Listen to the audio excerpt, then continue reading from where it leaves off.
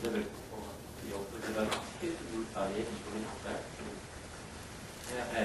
진원은 서울을 아까 선생님께서 보이셨던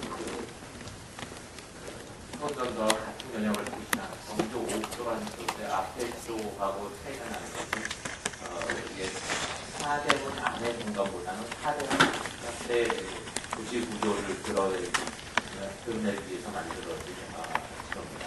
전체적으로 보면 좁은 세대 서울의 영역이 교통버스 성전시민으로 구성되어 있었고요. 이러한 모습은 사실 아까 보셨던 이 선전도에서 똑같이 교통버스 성전시민으로 되어 있는데 이 지도는 이 교통 안의 공간을 드러내는 게 목적이기 때문에 이 교통부터 성전시민까지 이 간격을 굉장히 축약시키는 그런 지도라고 생각하시면 됩니다. 그래서 옆에서 저 스페이스를 조금 눌러주셔야 될 것 같아요. 그래서 이게 제가 그분이 바로 옆에 있지 않아가지고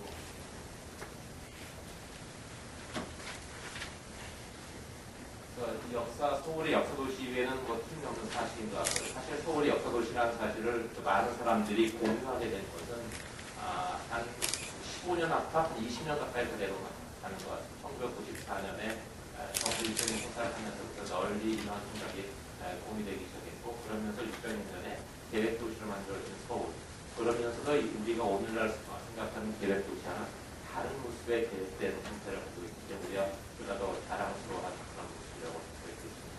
또한 건축을 하시는 분은 누가 다 알고 있는 도시공간 구조에 대한 이야기입니다.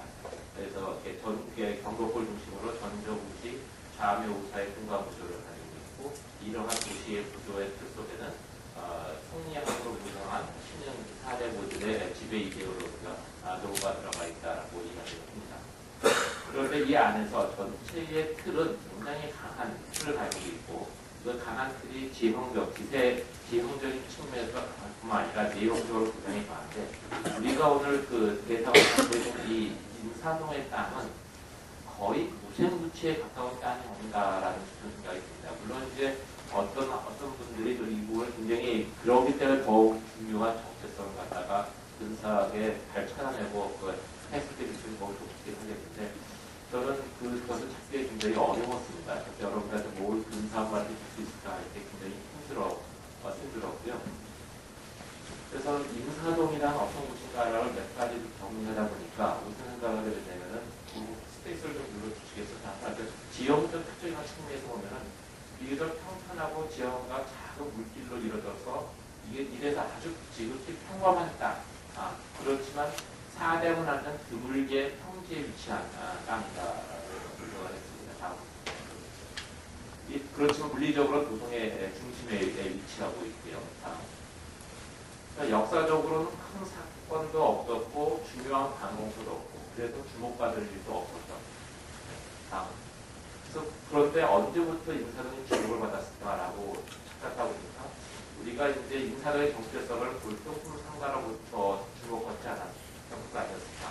그 다음에는 화랑가, 그 다음에는 전통 문화의 거리로 하면서 오늘날의 인사동의 정체성이 만들어졌다라는 생각이 드는데, 이러한 정체성이 만들어진 것은 이게 600년 동안 서울에 있었던 공간이라는 전체 구조 속에서 보면 이 시기는 지극히 짧습니다.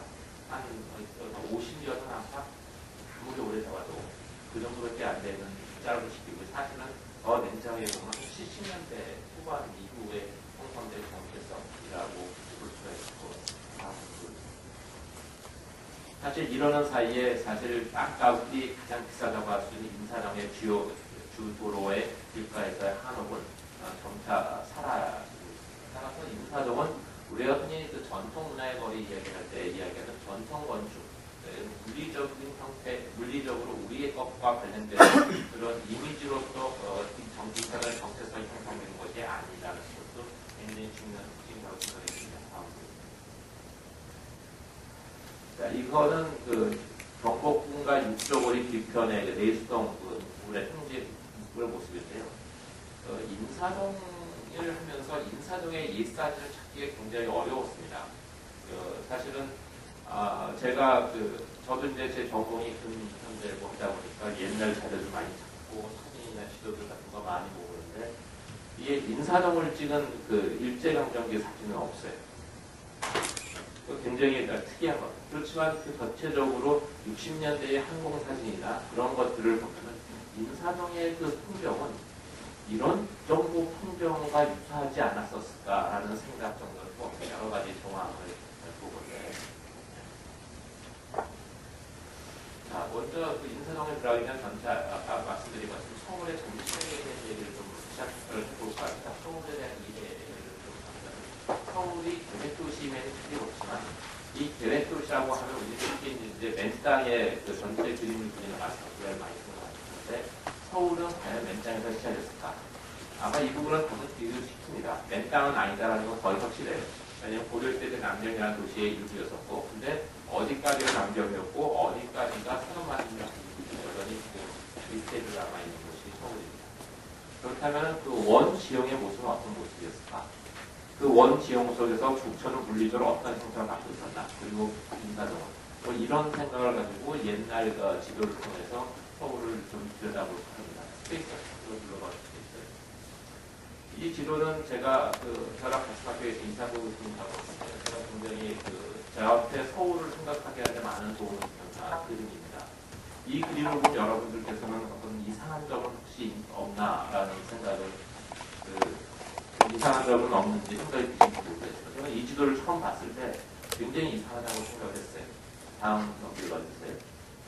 좀 더 그 구체적으로 보면 왜 그랬냐면 저 지도 속에서 내가 과연 서울이 남경에 기대어져 만들어졌다고 한다면 고려시대 서울을 남경을 말합니다. 조선시대 때 새로 만든 부분은 도대체 어디에 표현될 수 있을까? 그것이 과연 가능한가라는 생각이 들었고요. 그다음에 만약에 조선시대에도 어떤 계획도시를 만들었으니까 땅을 손보긴 손 봤을 텐데 얼마만큼 많이 손을 봤을까? 그래서 제 나름대로의 결론은 아마 충분히 필요한 만큼 깎고 깎은 것만큼 깎은 뜻을 어딘가에 메웠을 거다라는 데 생각이 있었습니다. 다음. 그럼 과연 언제 깎았을까? 이 한양 조성 당시에 한양이라고 한송이라고 하는 게 더 맞는 표현이다. 한양은 그런 표현은 아니죠. 조성 당시에 깎았을까? 아니면 이미 고려시대에도 깎게 돼 있었을까? 라는 생각도 들었고요. 그 다음에 그렇다면 이 서울이라는 도시가 굉장히 많은 골과 물이 있는 도시인데 이 물길은 과연 얼마만큼 손을 봤을까? 마른 땅만 손본 것이 아니라 그 다음에 우리가 영도의 준천사를 굉장히 잘 알고 있는데 왜 청계천의 준서는 필요했을까? 왜 중요했을까? 뭐 이런 것들. 과연 지금 현대의 물길 속에서 자연의 그 물길을 추천하는 것은 가능한 것인가? 뭐 청계천 발굴에서 왜 성을 유령이 나오지 않았나? 뭐 이런 생각들을 하면서 서울의 계획도시가 어떠한 과정을 만들 것일까에 대한 생각들을 나름대로 정리해봤습니다. 다음.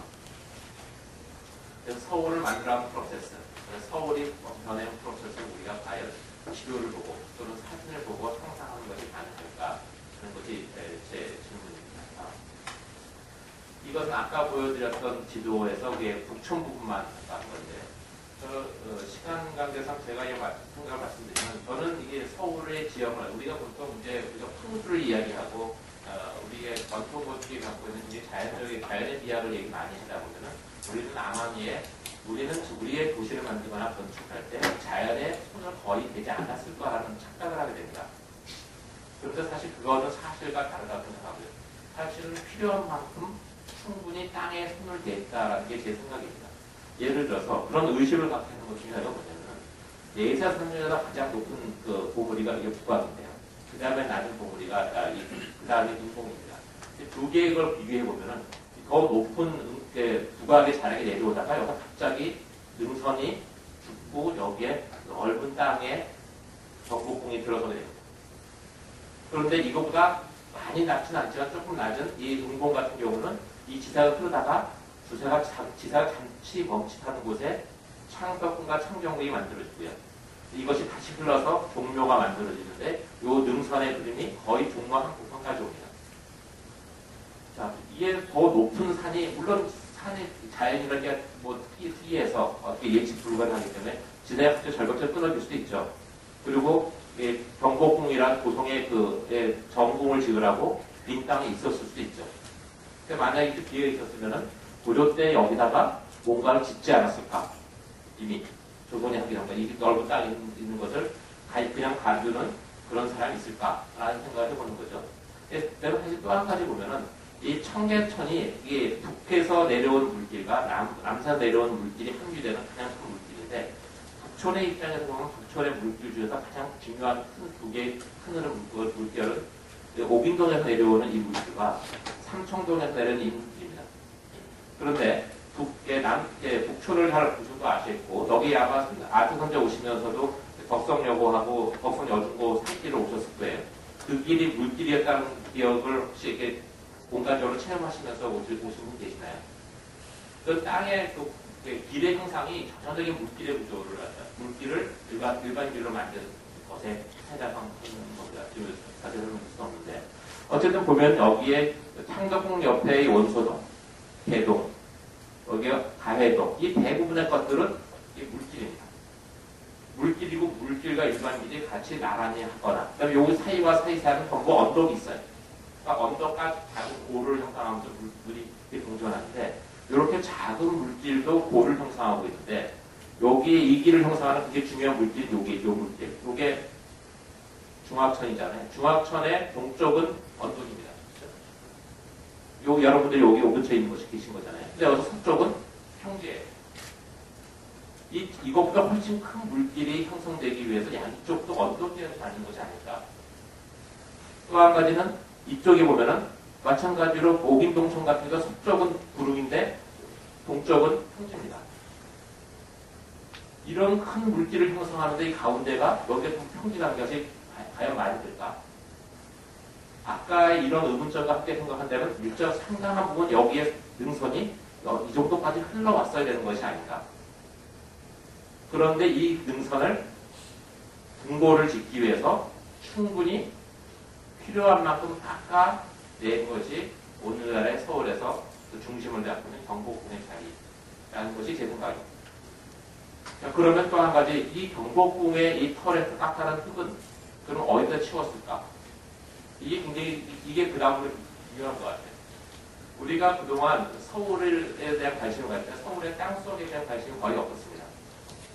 계획도시라고 이야기하면서 전조국시 좌매우선만 되었지 이것의 원래의 만들어진 땅에 대한 관심, 만들어진 과정은 거의 몰랐었는데 몇 년 전에 2000년 초에 그 종로 일가의 르미에르 공사를 하면서 르미에르 공사를 해서 여기 이제 그냥 이걸 짓는데 말이 많다가 결국 발굴을 하게 됐었죠. 발굴을 하고 하다 보니까 발굴의 제일 성과 그 바닥층이 자연포가 나와야 될 부분에서 굉장히 놀라울 만한 게 발견이 됐어요. 이게 뭐냐면은 문화유적이 발견된 것이 아니라 이게 늪지를 뭐라고 그러지? 뻘이 발견됐습니다. 보통 이게 청계천역인데 여기 종로 위쪽에서 뻘이 발견됐고 그 이후에 재개발적인 대부분의 것들이 다 뻘이 발견됐어요. 이게 뭐냐면 이 여기까지 전부 저습지였다는 얘기입니다. 그러면 다시 무슨 얘기냐면은 이 원래 이 청계천이 사실 여기서부터 시작해서 저 아래까지 약간의 굴곡은 있습니다만은 근 5km가 되는 물길이 거의 직선으로 간다는 게 이 서울의 지형 특성을 봤을 때 과연 합당한 건가? 그런 생각을 하다 보니까 청계천의 원래 이름이 개천이라는 데 생각이 붙었습니다. 개천이라는 건 뭡니까? 천을 열었다는 거잖아요. 누가 엽니까? 하느님이 연 것이 아니라 사람이 여는 겁니다.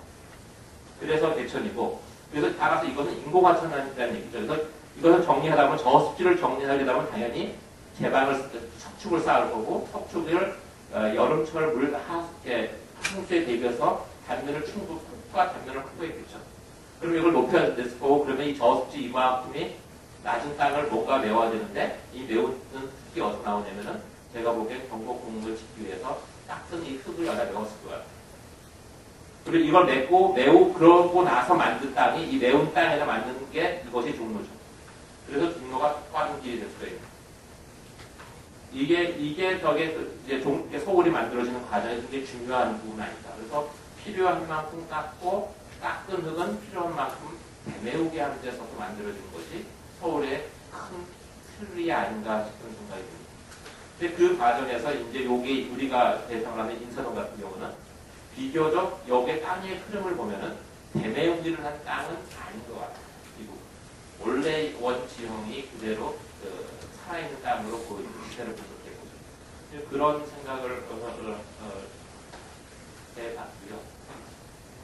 그러니까 이게 뭐냐면 발굴지의 층위를 쭉 하다 보면 맨 마지막에 뻘이 나오는 과정을 보여줍니다. 자연태적층이라고. 그래서 이제 서울의 그 속사를 들여다보면서 서울이 어떻게 만들어졌는지에 대한 고민도 우리가 좀 해볼 수 있게 될 것 같아요. 스페이스 하나 더 누르듯이 산에서 동네의 모습을 보여주는 건데, 근데 사실 이 얘기를 보여주는 것은 아까 말씀드린 것처럼 인사동에 관한 어떤 사진도 없기 때문에 그렇습니다. 이 사진이 남아있지 않은 도시 공간이 과연 가능한가? 제가 그 사진을 보고 지도를 보면서 하다 보면은 특히 이게 근대기에 찍은 사진들은 아주 유감스럽게도 우리가 찍은 사진이 아니라는 사실이 이게 중요합니다. 사진을 분석할 때 누구의 눈에 비친 서울이냐라는 게 굉장히 중요하고요. 그런 측면에서 본다면은 이 인사동은 제3자, 우리가 아는 제3자 입장에서 전혀 매력이 없었기 때문에 사진 찍힐 일이 없었던 거죠.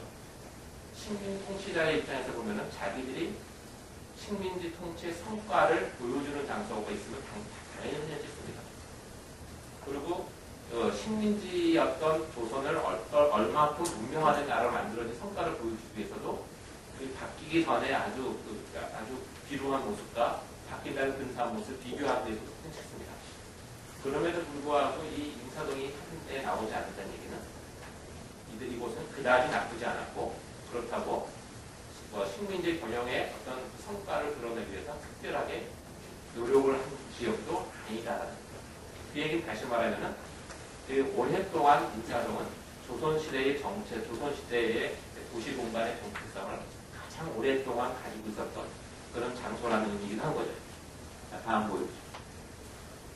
스페이스 눌러주시겠어요? 눌러주세요. 왜 됐을까라는 건데, 그런 것들이고요. 다음 보여주죠. 그래서 이제 사진 속에 사진에 비한 종로를 좀 보여드리면, 이게 이제 종로 2가의 모습입니다. 종로 2가고, 이게 보신각이고요.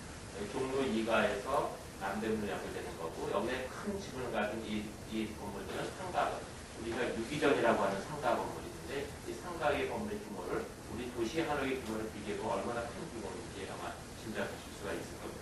이건 당연히 단층 건물 아니고요. 당연히 2층 건물입니다. 다음 보여주시죠.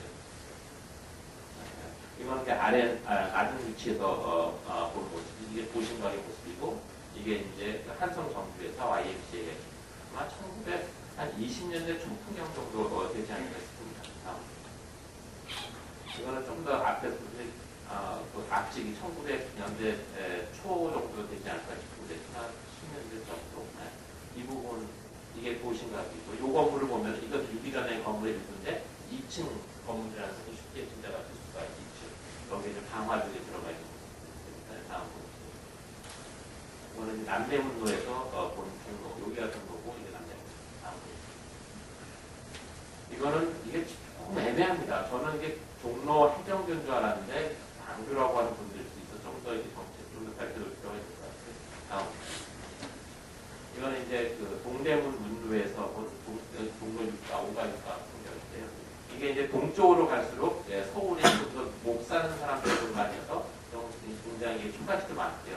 이 가가도 많아서 좀 도시 성장 정리가 필요해지는 지역입니다. 이거는 이제 그냥 이것도 종로 5가, 5가의 풍경이고요. 지도를 가지고 조금 더 설명을 보면서 몇 가지 종로의 변화를 보면 종로에 일어난 가장 첫 번째 근대적인 변화는 한성 전기의사와 또 한성 YMCA 건설회사. 이건 1910년 시건데요. 여기서 보시면은 이 자리가 YMCA 자리가 한성 전기회사고, 이게 한성 YMCA, 한성 YMCA 건물 지으면서 그러면서 피막길이 날아가는 거죠. 그러면서 처음 날아가고, 그 다음에 1910년 초까지만 하더라도 이 주변에 공간 변화나 도시도시 변화는 거의 없었고요. 요 길은, 요게 이제 인사동으로 가는 거기 타고나고 이미 그 타고나고본의 그 물리적 성장은 이 1900개 사실 강제 병합 전에 형성되어 있었다는 것을 아실 수가 있습니다. 1912년도에 지역 지도라는 것은 일본 애들이 그 식민 지배를 위해서 그 도시 인프라를 갖다가 본격적으로 건드리기 전에 지도이기 때문에 조선 후기, 조선 골목과 길을 나타내는, 필지를 나타내는 지도라고 보시면 되겠습니다. 다음 보여주세요. 이게 이제 한성 경기사의 모습인데, 나중에 보여드리는 성형학회와 건물이 많이 있습니다. 이건 YMCA 첫 번째, 나중에 이 왼쪽 보는 것처럼 축이 됩니다. 이 두 개가 당시에 이제 1900년에서 1910년 사이에 서울의 대표적인 중심가로의 도시력 가로 정관을 갖고 있는 경우입니다. 국내 두 번째 면한 전차 건설과 동명의 전차가 착공인 것 같습니다. 물론 순서는 전차가 조금 더 앞이라고 볼 수도 있겠습니다만, 그냥 전차가 놓여지면서 여기에 이 땅에 전차 정거장이 만들어지게 되었습니다. 다음 보여주세요. 요게 이제 전차 정거장이 있었을 때 전차 정거장에 이제 전차 개통식의 풍경, 많은 사람들이 성곽에 올라가서 평탄을 지켜보는 모습이고, 전차가 안전점에 이건 아까 같은 사진이고요.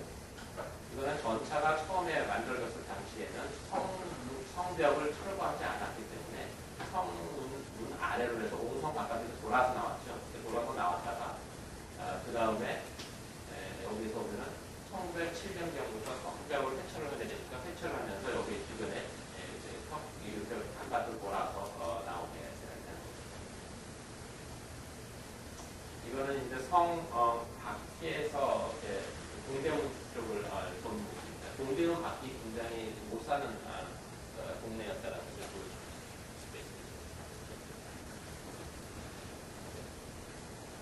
뒤에 사람들이네. 죄송합니다. 제가 목소리 크다 보는 생각을 해가지고. 이거는 이제 동대문 문로에서 신설동 쪽을 본 풍경인데요. 이게 남대문이나 서대문과는 굉장히 다른 풍경. 이거는 이제 1915년과 21년 지도의 종로 2가의 풍경인데, 두 지도 사이에 큰 차이는 별로 없습니다. 이게 6년밖에 차이가 안 나서 그런 것 같아요. 여기서 보면 이제 우리가 많이 알고 있는 여기 장소 중에 새로운게 나타난 게 우미관 같은 게 새로 나타나고요. 이게 이제 종로의 대표적인 극장. 그다음에 여기 이 음악대는 이왕지 음악대의 모습이 파고정원 바로 옆에 위치하죠. 이게 나중에 이제 종로 도서관이 들어서게 되고, 이게 인사동길이 되는 거죠. 인사동길은 사실 요 정도까지는 시가지의 영향을 받는데, 이 안쪽은 오랫동안 시가지의 영향을 거의 안 받는 지역인 것 같습니다. 요거는 이제 1928년경에 일본이 경성 도시계획 조사 보고서를 만들면서 지금 항공사진의 일본 보면은 1920년대처럼 거의 일치하고요. 여기는 지금도 여기서 큰 일부를 좀 바뀌긴 했습니다. 이 부분은 좀 많이 바뀌었죠. 이 부분은 많이 바뀌긴 했습니다. 이 부분은 600년의 도시교육을 그대로 가지고 있는 지역입니다.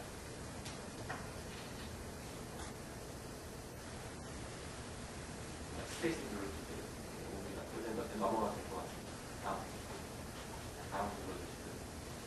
그냥 계속 눌러주셔도 될 것 같아요.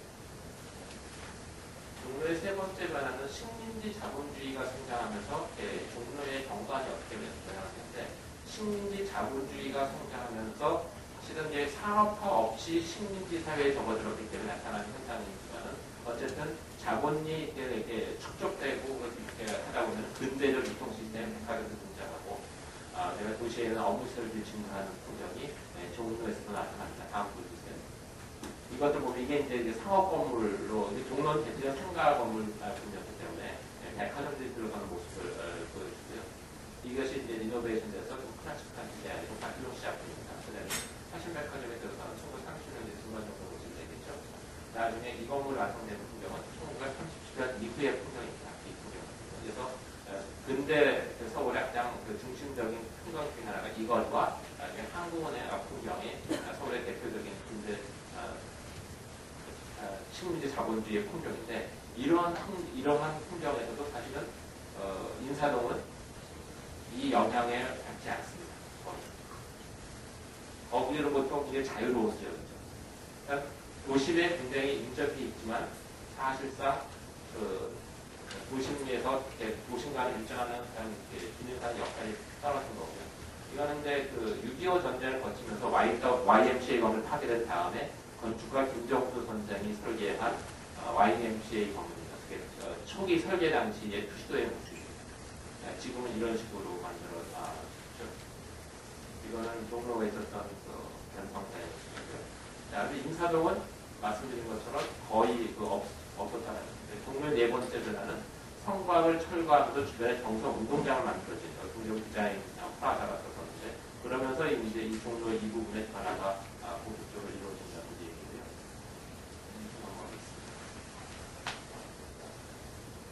이런 모습이었는데, 여기에 이제 발굴해 보니까 굉장히 많은 유적들이, 로마 시대를 담글 때는 유적들이 나와서 사람을 깜짝 놀랐는데, 유감스럽게도 우리의 역사와 당도성과는 무관한 작품이 정착돼서 저는 다른 소경을 주장하고 있습니다.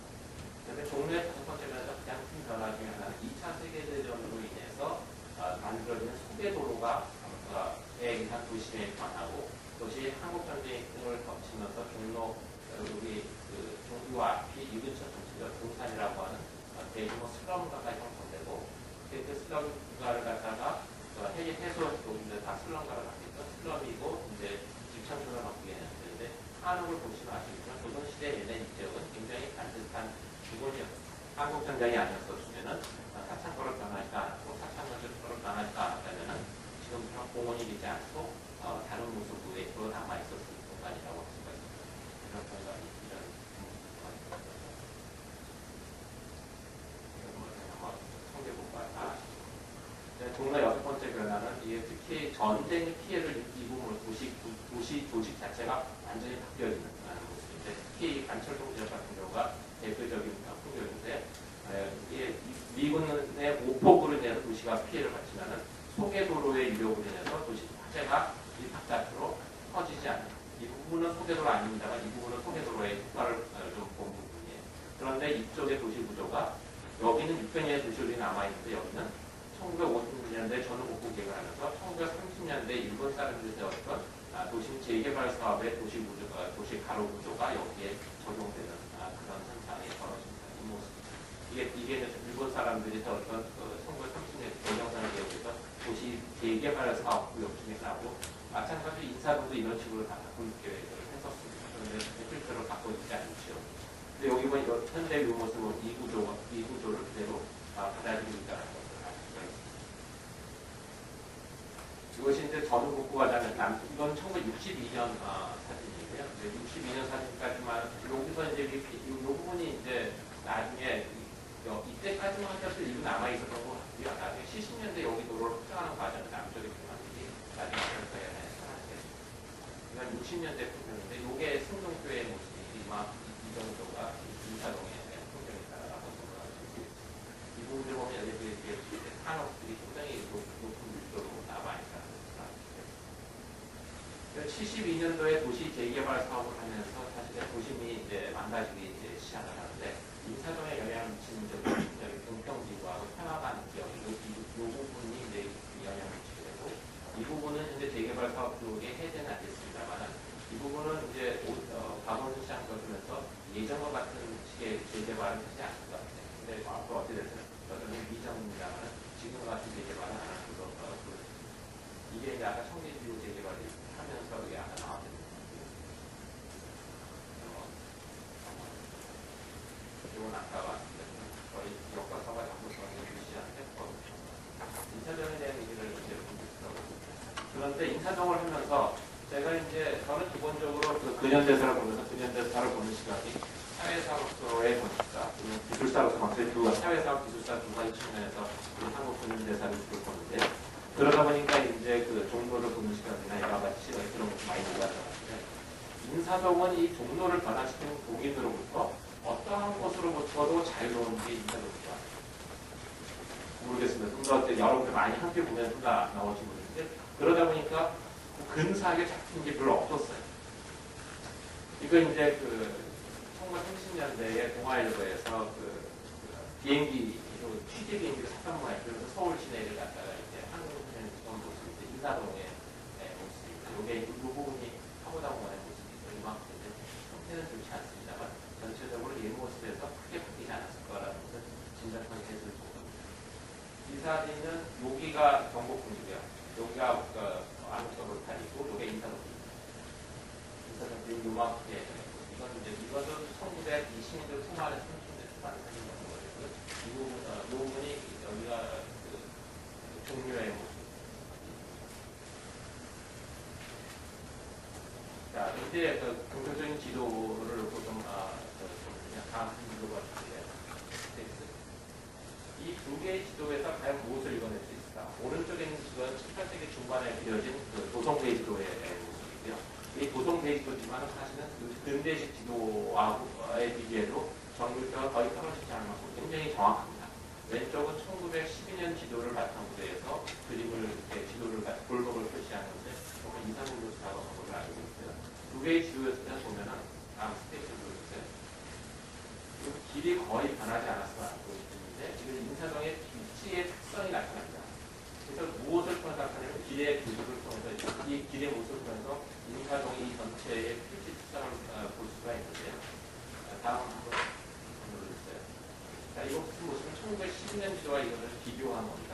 이게 길과 물길을 봅니다. 여기서 보시면은 이게 물길이 분명하게 드러나죠.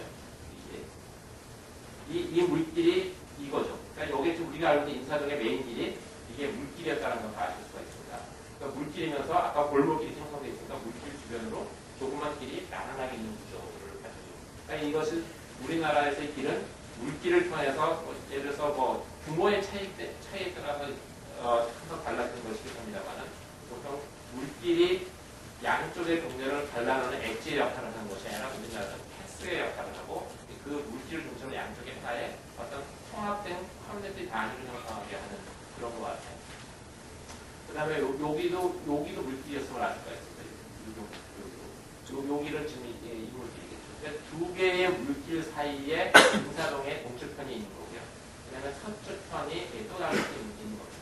여기 보시면 요게 빈의 안국동로인데 안국동로는 여기에 옛날 국건처럼 작은 물길이 여기 물길이 없잖아요. 이거는 아마 물길이 있다고 하더라도 국어 정도의 하수구 정도의 작은 거 정도의 것 같고 이건 제대로 된 물길이었던 것 같습니다. 자, 그러다 보면은 여기서 뭐를 읽어낼 수가 있냐면요. 아주 흥미로운 것 중에 하나가 요 땅의 모습. 여기 스페이스 한번 눌러주시고 여기 보면 이제 물질의 흔적은 찾을 수 있는데 여기서 능선의 흔적을 찾을 수 있을까? 자, 무슨 얘기냐면요. 아까 제가 처음에 가해동 물길 여러 가지 얘기했는데 이쪽에 물길이 있고 이쪽에 물길이 있다는 얘기는 여기가 땅의 양쪽보다 이쪽 높다는 얘기죠. 그렇죠? 그런데 여기 필지를 잘 보시면 여기 가운데 여기에 대지 경계선이 나눠져 있어요. 양쪽으로 어디를 골목이 연결이 되지 않습니다. 이 아까 앞에 지도를 보시면은 여기서 보시면 이 골목이 이어지지 않잖아요. 이어지지 않는 이유가 여기에 능선이 여기 존재하는 겁니다. 능선이 존재하면서 이쪽과 이쪽이 땅의 주인이 다른 거예요. 그래서 이 두 개의 지도를 통해서 이런 변화를 읽어낼 수가 있는 거죠. 그러면은 여기서 이 경사가 이렇게 진 땅이고 여기서 마찬가지로 물길이니까 당연히 이쪽으로 경사가 좀 높겠죠. 아무래도 그런 식의 미세한 지형의 변화를 물길과 골목의 관계 속에서 어느 정도 읽어내는 것이 가능하고요. 그 다음에 이 필지가 굉장히 큰 걸로 봐서 여기는 사실은 조선시대 때 굉장히 근사한 도시 공간이겠구나. 아까 내수동 일대의 근사한 기와집 도시 풍경이 아마 있었다면 여기도 그 정도 풍경은 충분히 있었을 거라고 보여지는. 그래서 과히 나쁜 지역이 아니었기 때문에 일본 사람들이 조선 총독부가 사진 찍는 사진이 크게 두 가지거든요. 아주 나쁜 모습. 그다음에 자기들이 혼자 좋아진 모습이거든요. 그러니까 그 어디에도 해당되지 않는 거예요.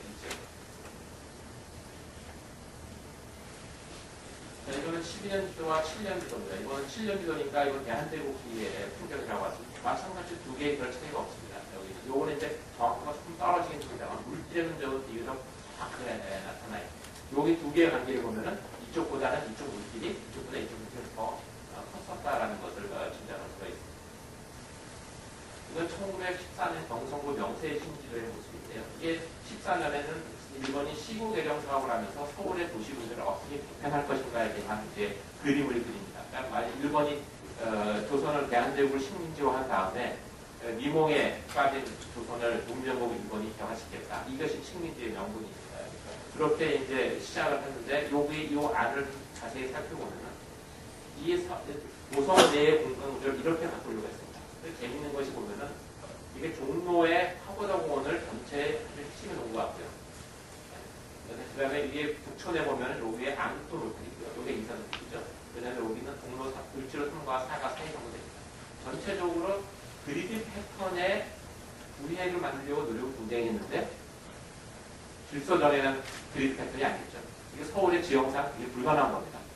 최대한 노력을 했고 그러면서 중요한 곳에서는 방사형 도로만큼 그러니까 이것이 이제 아마 오스만 파리 개조 계획 이후에 근대 도시의 기본적인 틀거지라고 생각을 했던 것 같아요. 그러다 보니까 이 북촌을 자연스럽게 북촌의 가장 중심은 이 앙토 로타리 인사동 끝에 위치한 이곳과 그 다음에 그 다음에 여기는 그 남촌의 중심을 을지로 3과 4가 정도가 되는 것 같고 근데 전체적으로 보면은 이것 전체 통합의 중심에는 종로 2가와 3가 사이에 있는 파고다공원이 있는 걸로 그래서 이 전체의 이 공간 단위들이 어느 부분을 굉장히 무게감 있게 도시계획에 반영을 했는가를 갖다가 보여줍니다. 이거 12년 지도와 27년 지도인데 12년 지도를 제가 계속 참고를 하는 이유는 12년 지도가 원지형이다라고 볼 수가 있기 때문에 그렇죠. 그다음에 여기 이것을 보시면 이제 27년 지도 보면 공공시설물들이 어떻게 위치하고 있는 것을 보여주는데 이게 이제 이강공인데 이 근처가 여러분이 아시는 사이트가 여기가 그렇죠. 그렇게 되는 것 같고 여기에 운영공이라든지 천도교 건물이라든지 학교 건물들이 이제 큰 건물들이 배치되어 있는 거다. 이런 큰 건물들 대부분 조선시대에 그대로 큰 땅이었던 거고 이런 땅들은 대군의 집이었든지 아니면 세도가대 집. 여기는 굉장히 그 양쪽 경복궁과 창덕궁 사이에 있으면서 또는 육조와 사이에 있으면서 당시에 세도가들이 거주하기 굉장히 좋은 입지 조건을 가지고 있었던 곳이 인사동이었던 것 같습니다. 이것이 1928년 도시계획 조사 보고서에서 나오고 이 그리드 패턴 이런 식으로 아주 도시계획을 하겠다라고 했던 거죠. 일본이. 만약에 일본이 계속 식민지배를 했다고 하면 이렇게 바뀌었을지도 모르겠습니다. 어쨌든 그렇게 해서 지금 현재는 방향이 바뀐 모습이고 27년과 비교하면 거의 못쓰는 것 같습니다. 62년과 비교해봐도 22년에도 이 길이 하나 더 새로 뚫린 거 말고는 바뀐 변화가 거의 없습니다. 굉장히 그 오랫동안 그 원 모습을 유지하고 있는 거고 이것은 이제 이상구 구도가 있는 거죠. 마찬가지. 구체적으로 주요한 건물 몇 개의 변화를 보겠습니다. 여기 앙토 로타리의 이문당이라고 하는 박기병 원장이 설계한 건물이 남아있었죠. 이것은 오랫동안 70년대까지 대표적인 야당이었던 신민당 강사로 사용되었기 때문에 일찌감치 철거되는 비운의 건물이 되었는데 60년대까지 하더라도 이 신민당사 건물은 인사동에서 가장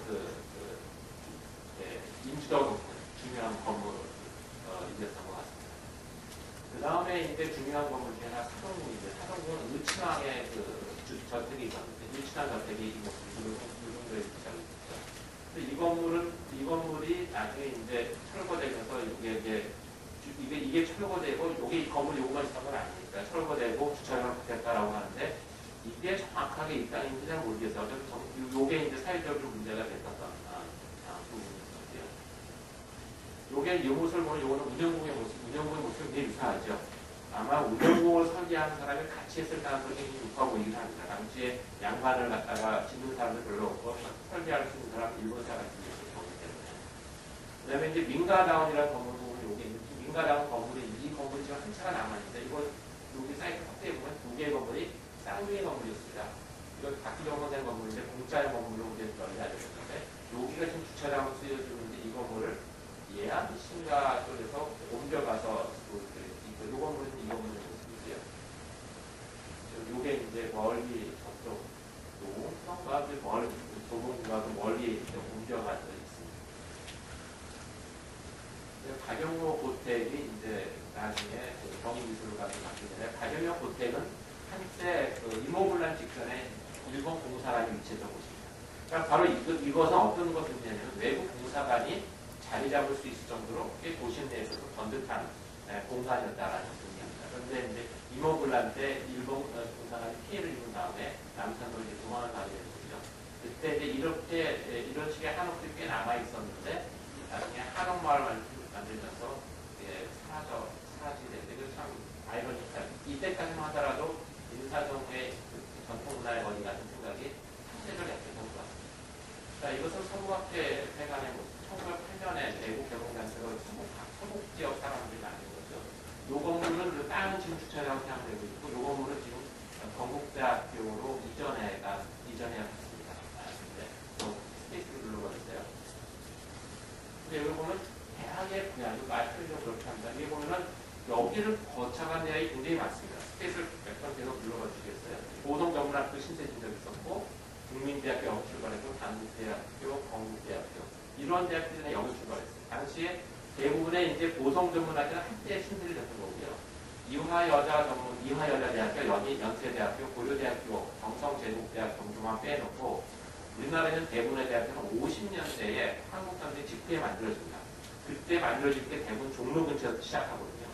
종로 근처에서 시작하는데 이 종로 근처 중에서도 특히 요 뒷변에 있는 서부학회단을 많이 이용합니다. 그 이유 중에 하나는 대학을 만든 사람들이 출신 중에 서북지역 출신들이 꽤 많았어요.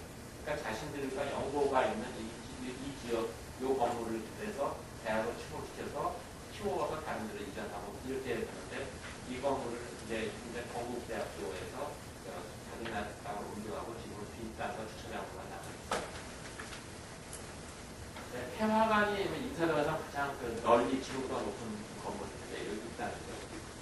태화관 같은 경우는 이것도 스페셜 블루스일 것 같은데 이런 이 모습으로 알려져 있는데 이 모습 같은 경우는 몸체는 근대식이지만 이게 저기 지붕이 한옥으로 되어 있고 내부가 이렇게 채플리 근사 플러스 핫팅거 법인을 들고 왔어요. 그렇게 되어 있었고 굉장히 근사한 우리가 교회 기능 요 공간만 알려져 있기 때문에 교회라고 우리가 많이 생각하고 있는데 이 안에 보시면 물론 교회 기능이 기본적으로 이제 기독교가 운영하는 여자들의 해외 교육 시설이었습니다. 그래서 이거는 수교식이고요. 다음 보시면은 이거는 요리 시설식. 그 다음 보시면은 그 다음 장면에서 하나 더 보여주시고요. 도서관 같은 거에 있어서 태화 기독교 사회 같은데 이것은 기본적으로 태화가는 태물운동과도 인연이 있고요. 그래서 굉장히 유적인 건물이고 건축적인 측면에서도 한양 절충식 건물인데다가 한국인 건축가 강윤진 씨가 설계한 것으로 널리 알려진 겁니다. 이건 승동교회가 지금도 잘 나옵니다. 여기 이것은 이제 여기서 보여드리는 건 이건 고성극장의 모습인데요. 1930년대 초 정도 한국 사진이 될 거예요. 이게 이사동이고요. 여기 보시면은 이 조선극장이 소유주는 일본 사람이었지만 아마 한을 상대로 한 극장이었던 것 같아요. 식민지 자본주의가 종로에 기승을 부릴 때 30년대가 되면 그 당시 이게 식민지 자본주의의 그 분위기가 아마 요 정도까지는 영향을 미치다고 볼 수가 있을 것 같아요. 근데 그 안쪽까지는 영향을 미치지 않을 것 같습니다. 다음 여기 이제 화재로 불탄 다음에 이것이 재건축 계획이 있었다가 결국 재건축되지 않습니다. 이런 모습이었던 건데 재건축이 되지 않아서 나중에 이 자리는 종로구청이 나중에 해나고 했던 상태입니다. 낙원상가의 모습. 낙원상가의 이 모습은 62년 사진입니다. 여기는 소개도로 건설 계획으로 일부가 땅이 좀 이렇게 도로가 개설되었다가 공사가 완료되지 않으면서 해방 후에 슬럼이 형성돼서 오셨던 것 같아요. 다음 부분. 이게 보시면 이제 해방 후 사진인데 여기는 슬럼이 형성되어 있었는데 이 부분이 아마 이 도로를 크게 낼 생각이었는데 전쟁이 빨리 끝나는 바람에 아마 그런 식으로 된 것 같아요. 이 자리에 이제 세운상가를 모델로 한 낙원상가가 들어가는 모습이고요. 또 하나 흥미로운 것 중에 하나는 여기 파고다공원을 둘러싸고 이렇게 건물이 들어섰죠. 이게 파고다 아케이드입니다. 우리나라 최초의 아케이드라고 하시는 반도 조성 아케이드가 만들어졌습니다. 반도 조성 아케이드가 우리나라 최고의 상권, 백화점보다는 훨씬 더 고급의 상권의 이미지를 갖게 되면서 그 이후에 짝퉁 아케이드가 많이 등장을 했는데 이 파고다 아케이드도 그런 짝퉁 아케이드의 하나였습니다. 이 부분이 이제 그나마 60년대 가장 도시화된 지역, 먼저 도시화된 지역을 보겠습니다. 요거는 두 개의 지역을 보여준 건데, 요게 이제 야원상가고, 요쪽이죠. 그 다음에 이제 이쪽에 공평필드가 생화가나 하나로 이제 재개발된 시시는 이 땅의 모습이라고. 나머지 쪽들은 그래도 아직도 흔적들이 많이 남아있고 이 정도가 있어요. 자, 인사동은 그래서 어떻게 보면은 사실은 우리가 이제 전통 문화의 거리라고 하는데 과연 이 전통 문화의 거리가 맞느냐라는 게 이제 제 의문이거든요. 언제부터 전통 문화의 거리였겠냐를 보기 위해서 근데 인사동이 워낙에 공식적인 기록이 거의 없다 보니까 과거의 자료를 보려고 이제 일제강점기 때 신문, 해방 이후의 신문 자료를 이것저것 찾아봤습니다. 보통 이제 인사동 그러면 전통, 고가고, 이런 식으로 많이 하는데 이렇게 관련된 기사들은 유감스럽게도 일제강점기에는 거의 없습니다. 물론 일제강점기에도 고가호 같은 거를 치고 있다는 단편적인 소식들도 많이 남아있어요.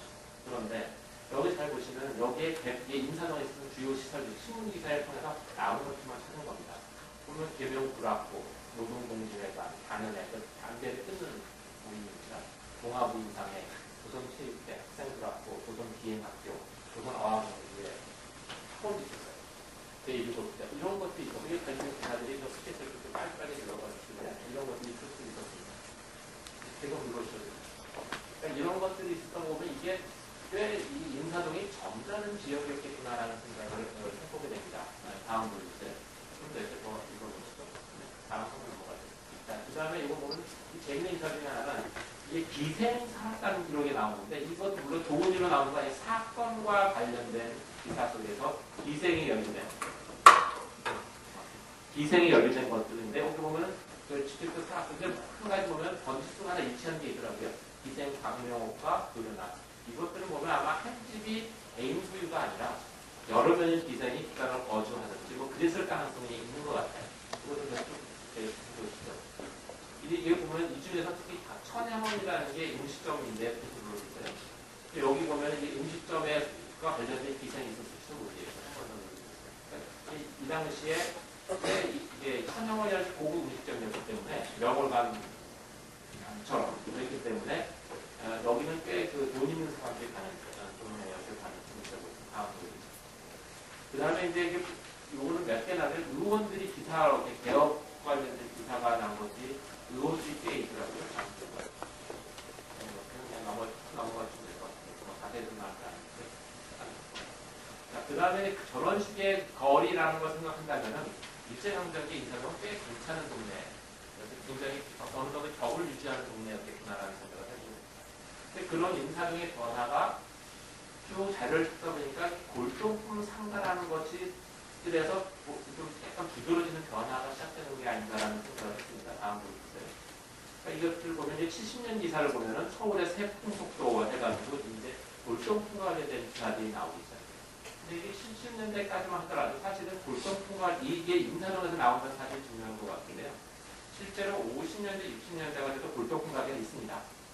그리고 파랑도 있어요. 근데 그 파랑과 이 골동품이 옛날에 어디 있었냐면 반도 때 60년대에 조선 반도 조선 아케이드에 있었어요. 그러니까 당시에 골동품과 그림을 살 수 있는 계층들은 외국인이거나 소수에 끼어있는 사람들이었는데 그 사람들을 대상으로 하는 장사는 호텔과 아주 호텔 같은 그 아케이드 같은 고급 상권에만 있었던 거예요.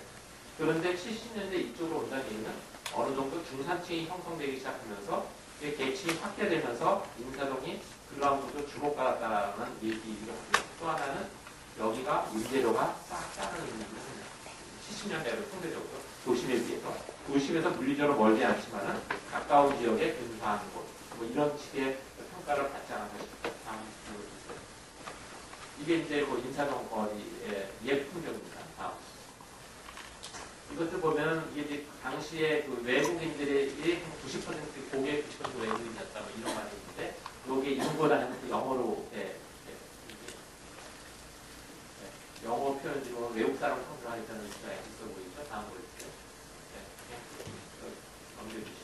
그러니까 여전히 70년대까지만 하더라도 이 골동품이나 또 화랑이라고 하는 것, 그러니까 인사동이라는 공간은 한인을 위한 공간은 아니다라는 얘기죠. 뭐 전혀 아니다라고 할 수 없겠지만은 상업 상권의 형성이나 측면에서는 다분히 외국인을 의식하는 그런 곳이었고 그러다 보니까 70년대는 이런 기사들, 이런 기사들도 이제 종종 나타났던 것 같아요. 그러다가 이제 1980년대에는 전통 이게 골동품 수익에 대한 기사가 조금 나기 시작하는데 이러면서 이제 골동품 상가가 전통 문화의 거리가 된다, 뭐 이런 생각을 해보게 돼요. 그런데 이제 80년대에서 골동품이 사치품을 지원받게 되고 중과자가 되기 시작하면서 인사동 상권이 급속하게 올라갑니다. 근데 이 급속하게 올라가는 과정에서 그 다음에 뜨는 게 80년대에 아파트가 널리 보급되고, 아파트가 널리 보급되면서 사람들의 라이프 사이클 변하는 것 중에 하나가 새로 아파트를 장만한 사람들이 집에다 그림 하나 그려두고 그런 도자기 하나 갖다 놓는 게 굉장히 유행처럼 멋지게 되면서, 그러면서 동양화와 서양화에 대한 사회적 수요가 증가하면서 사랑이 성장하게 되는 거예요. 그 성장의 배경 중에 이제 인사동의 성장도 어느 정도 맥을 펼치는 게 아니에요. 그러면서 그 쇠퇴하는 골동상가를 사랑가가 대신 점유하는 상황이 80년대에 일어나는 인사동에 관하긴 한 것 같습니다. 이것은 인사동의 골동품상이 거기서 밀려나서 아현동으로 간. 그렇지만 거리의 풍경 자체는 인사동의 풍경과 아현동의 풍경이 별로 별반 다르지 않습니다. 그러니까 그 다음에 인사동의 변화가 골동품상가에서 표고사, 하락을. 사실은 처음에는 오늘 같은 하락이 아니라 표고사로 시작되죠. 표고사가 동양화를 갖다가 표고하고 이러면서 이제 되는 거리로 시작됐던 것 같아요. 최초의 화랑이라고 알려져 있는 고금성화관 같은 경우가 이제 이런 거리가 사실은 이제 을지로 있고 여기 반도호텔 근처로 시작되거든요. 그러니까 사실은 인사동은 처음부터 화랑의 거리나 그런 걸 주목하는 건 당연히 이것은 고객 중심으로 가야 되기 때문에 가장 번화한 그 명동 일대와 을지로 입구 주변에서 시작이 되다 나중에 이쪽으로 옮겨간다라고 보시면 되는 겁니다. 그래서 화랑의 거점 이동이 되는 걸 보면 처음에 반도호텔과 반도호텔 앞에 있다가 인사동으로 옮겨가지고 그 다음에 이제 인사동 다음에 사단동과 청담동으로 이동하게 되는 것 같습니다. 다음으로. 그리고 또 재미있는 것처럼 인사동에는 화랑이라는 말이 어울리고 언젠가 청담동은 갤러리라는 표현으로 해서 이게 뭐 제가 약간 의도적인 건 있으면 이런 이미지를 좀 갖게 되지 않나라는 생각이 들긴 합니다. 다음. 이거 그냥 당연히 넘어가죠. 이거는 분포도를 보여주는데 인사동에 오래된 터를 지키고 있는 풍무가 30년대에 만든 서점이 있고요. 관련된 이런 시설. 요거는 이제 지금 화랑으로 사용되는 건물인데 이 건물 같은 경우는 원래 병원이었었어요. 병원을 아주 화랑으로 개조해서 지금 사용하고 있는 건물이죠. 이 관절거리. 그런데 80년대 아까 미술품용한 실내 장식 부분이 일어나면서 이제 화랑이 이제 본격적으로 성장하기 시작했습니다. 근데 88년에 오면은 이제 인사동을 중심해서 외국 손님들의 속을 어떻게 보일 것이냐에 하나에 우리 전통적인 걸 보여주면서 인사동에다 이런 제스처를 하게 하는 것. 근데 사실 이런 것들이 과연 어떤 것이 좋은 거냐면 크게 어렸어요. 경주 약국도 하는 것 같더라고요. 근데 이게 빛발의 돌동풍 거리라고 해놨는데 이 개발부를 타면서 이때가 되면 90년대가 되면 이제 미뤄져 왔던 도심 재개발 사업이 상당한 부분 진행이 되게 됩니다. 그러면서 요게 굉장히 많은 그 화랑과 풍조사라든지 그런 것들이 점차 밀려나거나 업종을 바꿔야 되는 그런 상황이 되는 거고, 이때 이제 그 역할을 강력하게 밀어붙이는 것 중에 하나가 이게 재개발 사업이고, 이제는 이 부분은 재개발 사업이 완료가 되는 지역이죠. 흥미있는 것은 인사동이 골동품 상가로서 명성이 사라져가면서 인사동의 옛 정치를 보존해야 되는 움직임이 시작됐다는 겁니다. 그 전에는 별로 없다가 전통적인 전통적인 주거지와 근사한 도시공간으로서의 성격에서 골동품으로 상가를 바뀌었을 때는 그런 말이 별로 없다가 골동품 상가에서 너무 사라진 시점에 이런 움직임이 시작된다는 게 과연 무엇을 의미할까라는 생각을 좀 해보게 되고 아마 여러분들도 생각을 해보셨으면 좋지 않을까 싶은 생각이 듭니다. 인사동 골목을 지금 넓게 확장한다든지 그런 짓을 좀 하지 말아달라는 거죠. 보통 당시에는 80년대, 90년대까지 만들어 도시계획 도로를 확장해서 넣어서 확장시키는 게 인사라고 생각을 했었으니까. 그러면서 이제 그 다음에 이제 이게 뭐 좋은 교탁으로 생각하시는 분도 있겠고 전혀 아니라고 생각하시는 분도 있을 텐데 인사동의 거리는 이런 식으로 가고 있다고 하는 것도 나타나기 시작하고요. 걷고 싶은 도시에 나타나는 현상인 거죠. 과연 이게 그 인사동을 치유하는 방법일까? 잘 모르겠습니다. 여러분들 알아서 판단하시면 될 것 같고요. 그러면 이 인사동을 옛 그 피를 막으면서 옛 도시 조직을 보존하기 위해서는 하면서 이제 지구단위 계획을 실시하는데 지구단위 계획을 실시할 때까지만 해도 이런 거대한 건물이 들어설 거라고는 사실 생각을 못했는데 이것을 맡은 건축가 누군지 다 알 겁니다. 굉장히 그 인사동 지구단위 계획에 등을 잘 설정해서 잘 파헤쳐서 굉장히 근사한 설계를 해냈죠. 현장 열어주시고요. 이런 모습들이었던 것 같아요. 그러니까 우리가 알고 있는 인사동의 시작은 뭐 볼통 상가로서 볼통 상가에서 바로 앞에 전통 문화의 거리. 근데 그런데 걸린 시간이 한 30년 안팎. 그리고 흥미로운 것은 인사동은 하드웨어 없이 우리 문화의 정체성이 구현된 것. 이것도 이제 흥미로운 것 같아요. 한옥이 뒷골목이 있긴 하지만 사실 인사동에서 한옥은 주요는 아닌 것 같습니다.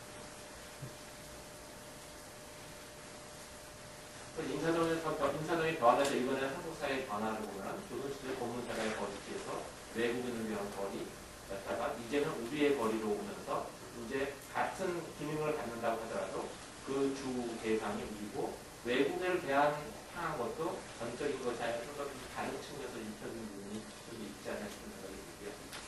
그러니까 역사도시 서울의 정체성과 관련된 굉장히 중요한 지역을 몇 개 꼽으라고 하면 아마 경북과 육조거리라는 것이 하나로 묶이는 축이 있을 것 같고 부천과 인사동으로 묶이는 또 다른 축이 있지 않을까.